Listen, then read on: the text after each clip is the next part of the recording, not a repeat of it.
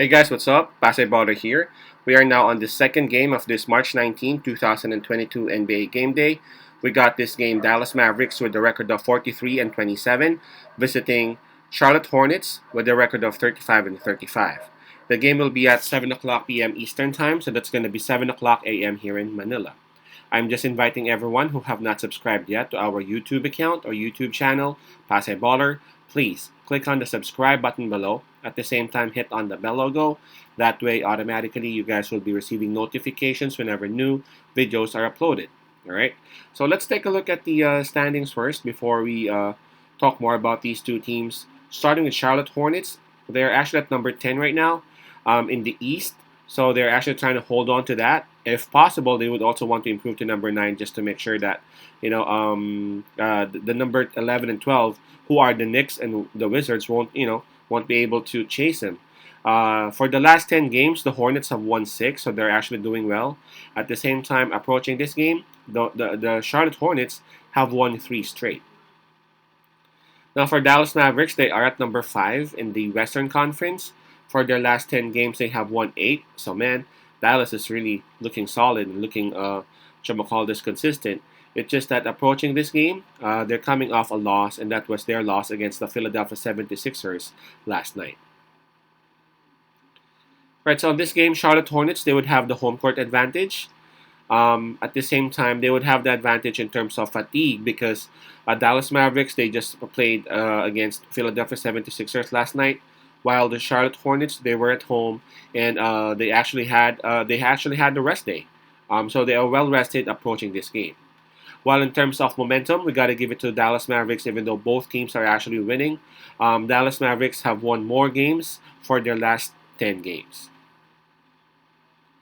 So let's take a look at the injury list for both teams. Starting with Dallas Mavericks, I see here that there are 3 players out for this game. That's Theo Pinson, Reggie Bullock, and Tim Hardaway Jr. While for Charlotte Hornets, well, good for Hornets because there's just one player listed in here, and that is Gordon Hayward. So 3 players out for the Mavs, while 1 for the Hornets. All right, I'm just checking on the spread. Well, it actually opened up with -1 for Dallas Mavericks, but as we speak, it is now at -2.5 for the visiting team, Dallas Mavericks. Well, despite of the fact that both teams are actually having very good form, I'm talking about Hornets winning 6 out of their last 10, having a 3-game winning streak approaching this game. Also, Dallas Mavericks winning 8 out of their last 10. They're actually having good forms. I guess both got good forms, but I guess it's quite obvious that Dallas Mavericks, as a whole or generally, is a much superior team against the Hornets. But there are just some factors that the Hornets have on this particular game, which are hard to say no to, if you know what I'm saying. Number one is the the home court advantage. All right, we all know how huge of a factor or of a help the home crowd can be, especially for such team Charlotte Hornets who are holding on to that number 10 spot, hoping and praying that they can actually make it to the to that mini tournament. At the same time, fatigue. Dallas Mavericks, they have already played last night against Philadelphia 76ers. And it's hard to imagine that they did not actually exert a lot of effort to try to, beat the Sixers. And so I'm pretty sure that fatigue will take its toll on them on this particular game.